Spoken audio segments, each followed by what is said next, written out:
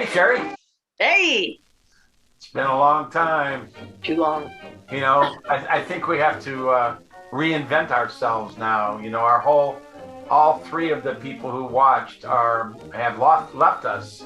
So now, although when I posted this on Facebook, I had a lot of comments about, finally you guys are coming back. I don't know what drugs those folks that posted that were on, but it's been a long time, but it'll be good to be back at work, so to speak, if you know what I mean. Work. Yeah. Let's talk about work. No, I don't want to talk about work. Oh, let's talk about occupations of yore. But do you think there are still Chandlers around? Yeah, Frank Chandler used to go to school with us. No, Chandler was a store for boats. They would go and get all of their provisions and items they needed, such as lines and all kinds of stuff. Yeah, I bet there are. I bet there's still Chandlers around. well, there were Chandlers who made candles and soap and wax. Soap and wax? Yes. Those were called Chandlers too? Yes, they were. Well, see, someone stole their title apparently. Yeah. It's good to be back, Sherry. I'm glad you're back. It's good to see my back, even though you see my front. Yeah, right. Yeah. Okay. Moving on along. How about a Sawyer? Yeah, that's we still have Sawmills, Yeah. but a Sawyer is probably still exist. They just don't exist around here. But that whole thing has changed because there used to be Abbey Road Lumber, which was just up at the corner of Abbey Road and the lake, and that's been gone a long time. But, they're not called Sawyers anymore. No. They're called wood alteration specialists, I think. I thought you were going to talk about Tom Sawyer and Huck Finn, and hey, I'm being serious. If you get me a frog, you can paint my house. Okay, how about an ostler? Not a hustler, an ostler. I know a hustler, but spell ostler. Ostler, ostler. Ostler. Yep. Ostler. The ostler was the man who would take care of the horses of people who were patrons of an inn. So if you were coming through and you were staying at an inn where, of course, you would have a meal and then you would rest for the night and then you'd get up and continue on with your journey, somebody's got to take care of your horse, right? I wonder how they came up with the name Ostler. Why not? Why don't they just call that valet parking? Yeah. I guess not. Yeah. Probably not. Probably not. I got to look this up now. I got to find out what the heck Ostler means. Yeah. So a cobbler was somebody who repaired shoes, right? Correct. But do you know what a cordwainer was?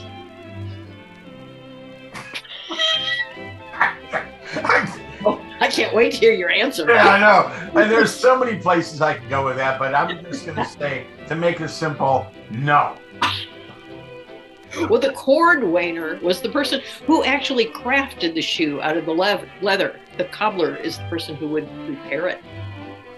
So spell the word wainer. Because I'm not.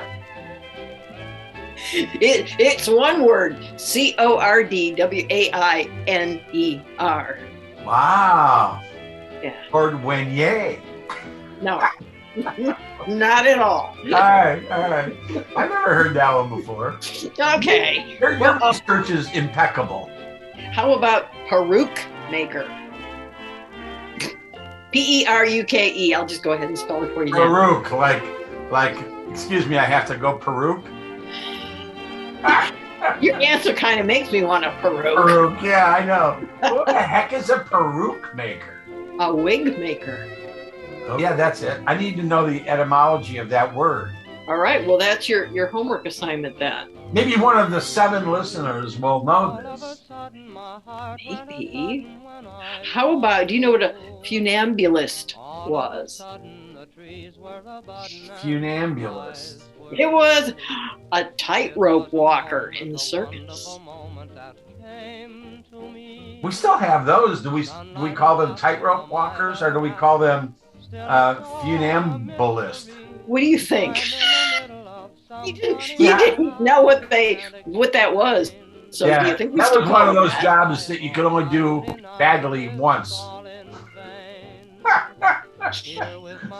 If you know what I mean. There's a severe drop off, if you know what I'm saying. Oh, all right. Let's just drop that and move on along. All right. Okay, all right. So here in the States, we had all of these interesting occupations, but really in England, they had occupations that were a lot more interesting and a lot more entertaining. So we need to talk about some of those. Yeah, like a knobbler. Oh, you mean the knobbler? I mean, my great-great-great-grandfather over in Moravia was one of those, the knobblers. He might have been. What did he do? I have no clue, but I just like the word. Oh, well, they chased dogs out of the churches when they were trying to have services, and also they were kind of the city dog catcher. None of my family was going to be there. They're chasing dogs. We're all the heathens that we are, Well, we did have one occupation here locally that I never quite got. A Gandy Dancer. Oh! Yeah. Is that somebody who does like the West Coast swing or Lindy Hop? Have you ever danced with Gandy? No. Oh. How about you? No, but I knew a guy named Gandy. Actually, his name is Gindy, but that's close enough.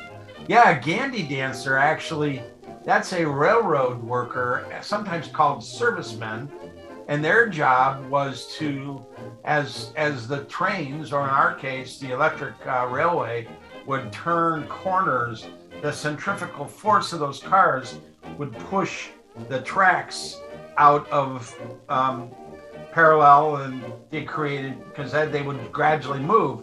So the Gandy Dancer's job was to get in there, and there usually was 10, 8, 7 of these guys with bars, and they would sing chants, and they would rhythmically lift up on these bars to put these tracks back into the proper position. All right, now.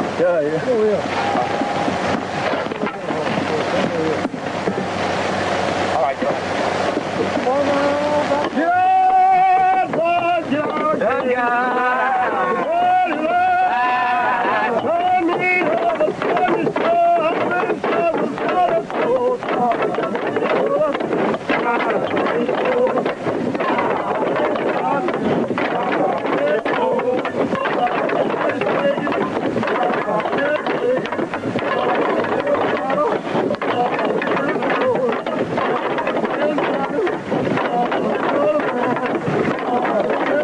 So, yeah, that's a pretty cool thing, Well, now that you put it all together for me, you've got singing, you've got dancing, and you've got bars. How could you go wrong with all that, right?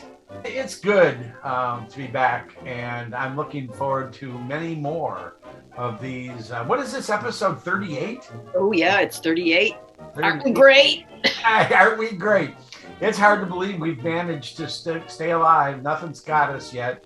And I'm looking forward to 39, and hopefully we'll get these all together, and we'll get maybe up to 20 people who want to come watch a minute of history or two.